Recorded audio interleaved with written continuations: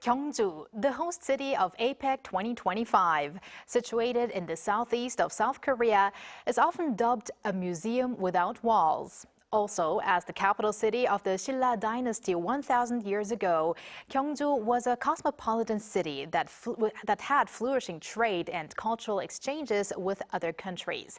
Now today, we invite a person who visits the historic city every year for a special occasion. To hear more, let me introduce Tony Robinson, Associate Professor and Chair of the Department of Political Science at the University of Colorado, Denver, who's joining us today in the studio. Hello, Professor Robinson. Hello. Hello. Thank you. Thank you for joining us on the program. So let's first off start off with your recent visit to Gyeongju, of course, involving that Hwarang experience. Tell us more about it, please. So every year, University of Colorado, Denver, we lead a study abroad trip to South Korea. It lasts about 23 days. But most of that's in Seoul or in Busan. But we always want to be sure that a good chunk of it is in Gyeongju. We spend several days there in Gyeongju and want to have an experience that is different than the big city. So while we're in Gyeongju, we stay at a place called the Bangsadong. It's a villa where Confucian scholars used to live during the Joseon Dynasty. And as part of that experience, yes, we have a Hwarang experience where in the morning all our students get up as young Confucian or Hwarang warriors. They get up and they have a cultural experience. The local cultural foundation comes and teaches us calligraphy in the morning. The students learn to write their names and do calligraphy. They learn traditional Korean archery and have a contest, shooting bows and arrows or breaking down into different groups, seeing who can beat the teacher. Most of them can. We do a tea ceremony where some local cultural treasures teach us about traditional Korean tea that has been made in traditional ways, and we learn tea etiquette and how to properly drink and think about our tea. And also have some traditional Korean music. Some local, like flute players, play music and do some singing. And it's just a lovely day for the day to kind of learn as if we were living in not in the middle of big Seoul, but in a more traditional, pastoral, peaceful way. So it's a lovely few days. Sounds like a wonderful experience. Yes, it definitely sound like a wonderful experience indeed. And now, talking about these students, are they actually your students? And how have they enjoyed, obviously, the 23 days and over the past 23 days? And how do they actually take part? Do they apply, or do you choose them yourself, or what's the process there? Yes, of course, it's a fantastic experience for students. They love it. I've been teaching a long time. And I've known a lot of students, and I know that this trip to Korea is absolutely the highlight of these students' college experience and of their lives even to date, this opportunity to come to another country for that many days. Yes, they apply. So we get dozens of students every year that apply for this trip, and I have to play the role of selecting students that seem ready and have a good reason to come to Korea. So we have all kinds of different reasons. Some students' family heritage go back to Korean, yet they were born in America. They want to come back to Korea. Others have never traveled overseas. There's always 3 or 4 students that have never been out of the country. And then do they enjoy it? Yeah. We start the trip saying, we're about to move into what we could call the center of the center of the universe right now. And what I mean by that is so much energy has moved to East Asia in the last 20 years. I mean, it really is a center of so much of the world right now. And Seoul and Korea is such a booming center of economic, cultural energy on earth right now that to come here is a great privilege to feel like we're in the middle of something big and important and memorable. And students love it. They have a fantastic trip. But did you know 15 years ago that this is going to happen? No. How did you start with this trip, actually? No, nobody knew, right? That Korea was going to happen in the way it happened. Of course, Korea grew very rapidly after the Korean War. It's one of the fastest urbanization, modernization projects in the history of the world, that Korea just boomed so fast in Seoul and in Busan and the big cities. But of course, the last 20 years, the kind of Korean wave, Hallyu, the cultural force of Korea, I think people didn't really predict that or know it was coming. Right. How did I pick it? For 2 reasons. One is I teach urban politics and urban architecture and design. So there are a few great cities that have grown really quickly, that have a lot of interesting architecture, that have a lot of design innovation. Seoul is one of them. So I've always been interested in things happening in Seoul.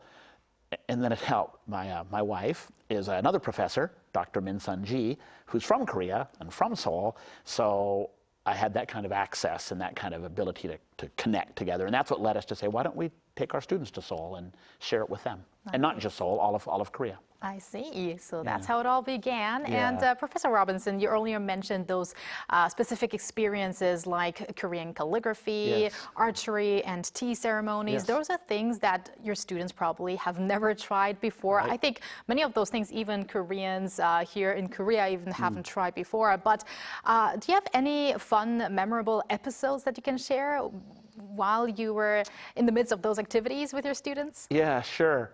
You're absolutely right. The students love it. It's a really rare opportunity, right? To come to a country, for example, tea has been so important for so many years, and then to feel a bit of it in the traditional way, and to sit properly and to have the proper foods.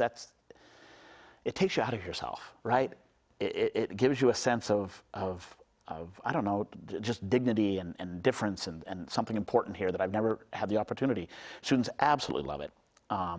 Probably the thing they loved the most, honestly, it was the archery contest. Was to learn a bit of how to shoot a traditional bow, and maybe you've never shot a bow in your life. Most people haven't. And then to have a little contest against each other and keep track of the score, and whoever wins, the other students have to bow down to, do the full, the full bow. That's fun, and that's lovely, and students really loved it. We rented bikes one day, and we did a bicycle ride through the flowers and through all and that as well. Students talked about that many times after we got back to Seoul, of missing being in Gyeongju, missing those mornings of hearing the birds wake them up, doing calligraphy and archery, and then a bike ride through the flowers. I think that's very memorable.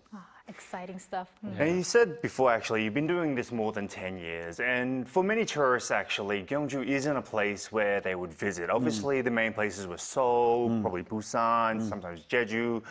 What in particular draws you to that city? And what are the charms of Gyeongju, you think? Yeah. There's a number of good reasons to go to Gyeongju. We started just knowing of its historic and cultural importance. Seoul and Busan are very important cities, but of course Gyeongju has UNESCO world designated cultural treasures that are anybody coming to a country that wants to experience some of its most important cultural legacy. Gyeongju has some of the greatest Buddhist relics in all of Korea. Bulguksa Temple, Sakgyeong Grotto. These are some of the greatest Buddhist relics that exist on earth. It's not so we should experience them and see them and visit them and think about what they mean. So you start with it's got the tumuli graves of the original kings and queens that united the Korean peninsula.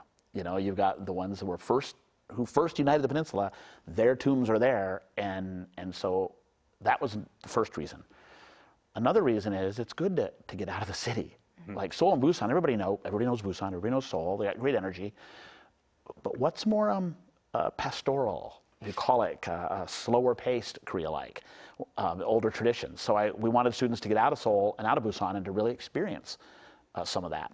So that was another reason why we chose to go to Gyeongju. Also, we wanted to have experiences that are, we've already talked about, unique, the archery and the calligraphy and these kind of crafts that you could do them in a city like Seoul, but you're not going to feel it in the same way as getting woken up by the loons and the birds and waking up and maybe putting on the garb, like looking like you're a Hwarang scholar, and then actually doing calligraphy in the trees. It has a different feeling. Right. So I think that's the reasons. Now, you just mentioned that everyone knows Seoul, everyone knows Busan, but maybe everyone will know Gyeongju after a particular event that's going to happen in November. APEC 2025 will be hosted in the city of Gyeongju. So now, speaking as an expert in political science, Professor Robinson, what do you think is the significance of this APEC being held in Gyeongju? Sure. Well, first of all, it's significant even that it's in Korea. It's been 20 years, I think, since it was last held in Korea, this conference. And, Korea well represents exactly what APEC is all about. APEC was about if we have better regional trade and better regional integration, and all these countries that are in the Pacific relate better, all these new economic and cultural opportunities will open up. Well, that's what's happened to Korea over the last 20 years, is they have better engaged the world, had cultural, exported their cultural power and influence, traded more, the economy's grown. It's done just what APEC was all about, and it's changed a lot in 20 years. So that's a good reason why it's back in Korea, as an example. Gyeongju itself is an interesting city to do it. You know, people might not know, Gyeongju used to be the kind of the eastern headquarters of the Silk Road. It was the terminus of, you had that big, powerful Silk Road. It kind of ended in Gyeongju, and from there became a maritime road, transporting to Japan and to the islands. And it was one of the world's richest, largest cities, based on trade and cultural influence. So it's kind of interesting to go back there and kind of revisit that moment again. And it isn't just historic. Today, Gyeongju has some interesting things happening in it. Part of what this APEC conference is going to focus on is sustainability. Gyeongju is starting the world's largest hydrogen fuel power plant on Earth. Wow. Is going to be right outside of Gyeongju. It's going to open in like 4 or 5 years. They have one of the largest carbon composite recycling facilities where they're taking these old carbon products and recycling them, resins and things, fan blades from windmills, the big new windmills. Nuclear power and hydropower are big in that region. So they're really a real leader in this kind of green revolution of sustainability. That's Gyeongju. And so it's a good place to go to do those things. Also, APEC is focusing on the demographic challenge that many countries have this year. Nations like Japan and like Korea and America that are getting elderly, that are aging. That's a demographic challenge. Well, Gyeongju is an older city. So the fact that part of APEC is about how do we deal with this demographic challenge, I think going to a place like Gyeongju, getting away from the super cities like Seoul and Hong Kong and Singapore, well, we have to have regional balance, regional growth, and we have to, as a whole country, deal with these like demographic challenges. Then a city like Gyeongju is well placed to offer a laboratory to explore what the future might look like. Wow, a variety of aspects we're looking at here. Right. And finally, despite obviously combined, So and I have been here for more than 20 years, you sound like more of an expert at Gyeongju than us. So I would love to know, do you have any recommendations for people who are visiting Gyeongju and during the APEC period, and what they could do, experience, eat? Do you have any recommendations? Wow. Well, of course, anybody who goes to Gyeongju, if you have your time, there are these profound, you'll learn about them, the profound cultural relics. Bulguksa, Satgram Grotto, Wolji Pond. I mean, these are well known. All the tourists will point to it, and there's good reason for them. So those are great. There's a bridge at night called Woljin Bridge. Now I'm forgetting the name of it. You'll find it. It lights up at night, and it's right there near the big park. And oh my gosh, is that glorious at night to see. Those are all great. But what I would really recommend, anybody that has time, is to get off the beaten path a little bit and think about some other things, like why not rent a bike for a few hours and bicycle along the rivers in Gyeongju and bicycle through the park and stop here and there and go down to the river and just sit for a bit. That's what our students, what I really remember. You could take a trip to this beach that's not too far from there. It's about an hour, but you go through a national park and you end up at a beach where King Munmu, he kind of reunited the Korean peninsula. He's buried there under this tomb. And it's on this kind of remote little beach. You won't see many tourists there at all. It'll feel a little moody. That's an experience that you remember. Like, get to that beach. Namsan Park. There's a mountain called Namsan. Many trails with many old Buddhist relics. Spend a day just hiking the mountain. So I'd recommend not just, with tour groups, go see the big park and go see Satgram Grotto, which will have tons of tourists at it. Take a hike in the woods and get off the beaten path and enjoy those experiences. And I think you'll remember Gyeongju more deeply, and it'll feel more maybe like it used to feel in the olden days. All right. Thank you very much, Professor Robinson, for sharing your experience, your insights, and also those recommendations. And of course, thank you for joining us today in the studio. Thank you, Professor. Thank you very much. Thank you. And thank you, Walter. As always, we're going to see you back here soon. Very soon.